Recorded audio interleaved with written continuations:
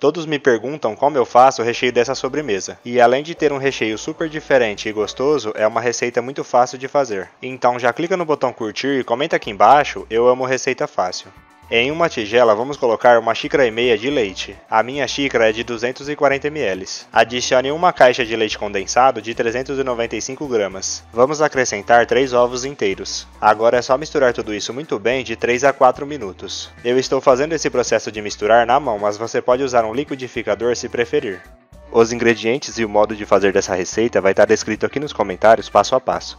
Eu fiz uma calda de caramelo e untei o fundo dessa forma de pudim com um caramelo. Essa minha forma tem 18 centímetros. Esse caramelo eu fiz com 1 xícara de açúcar e meia xícara de água. Vamos colocar todo o líquido do nosso pudim dentro da nossa forma. E faça da mesma forma que eu estou fazendo, passe esse líquido por uma peneira. Reserve essa forma aí do seu lado que agora eu vou te ensinar a fazer o recheio que faz toda a diferença nessa receita. Em uma panela com o fogo desligado, coloque 150 ml de leite. Adicione 100 gramas de chocolate meio amargo picado. Eu estou usando o fracionado. E acrescente 3 colheres de sopa de mistura para bolo sabor chocolate. Se você não tiver a mistura para bolo, pode acrescentar 2 colheres de sopa de amido de milho. Agora vamos acender o nosso fogo e misturar tudo isso sem parar até que vire uma massinha.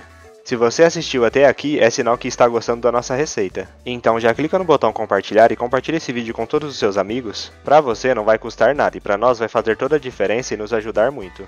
Este é o ponto ideal, vira uma massinha e dá para pegar de colher, pode desligar o seu fogo. Com uma colher é só você adicionar colheradas dentro do nosso pudim. Espalhe ele muito bem por todo o nosso pudim. Vamos colocar por cima dessa forma um pedaço de folha de alumínio. E tampe essa forma muito bem. Já vai preparando um pouco de água com alguns pingos de vinagre dentro, para que nós possamos assar esse pudim em banho-maria. Vamos adicionar essa água dentro de uma panela que comporte a nossa forma. Agora é só adicionar a nossa forma dentro dessa panela. Se você preferir, pode assar esse pudim em banho-maria dentro do seu forno. Vamos acender o nosso fogo em potência média e deixar esse pudim aí até que ele asse por completo. O tempo para ele ficar pronto vai variar muito da boca do seu fogão. Se ela tiver uma chama mais forte, é mais rápido. Se for uma chama mais lenta, vai um pouquinho mais devagar. Mas em média vai demorar de 40 a 60 minutos. Antes de você desligar o fogo, dá uma olhadinha para verificar se ele está totalmente assado. Enquanto ele estiver assando, se sua água secar, você pode colocar um pouco mais de água, não tem problema. O meu pudim ficou firme e já está pronto. Agora eu vou deixar ele esfriar um pouco e levar para a geladeira para que ele fique mais firme ainda.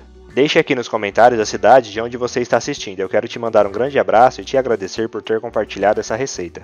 Para desenformar essa sobremesa é bem simples. Basta você pegar uma faquinha e passar nas laterais e no centro da forma. Se a sua sobremesa ainda não estiver soltando o facinho, é só você pegar e colocar ela na boca do fogão e deixar aceso por alguns segundos. O fogo vai derreter um pouco essa calda e vai ficar muito mais fácil de você desenformar. E em seguida é só você virar essa sobremesa dentro de um prato. Eu espero demais que você tenha gostado dessa receita. Agora eu vou voltar lá para os comentários e continuar respondendo a todos que deixou o nome da sua cidade. E te agradecer por ter compartilhado essa receita. E até a próxima receita. Tchau!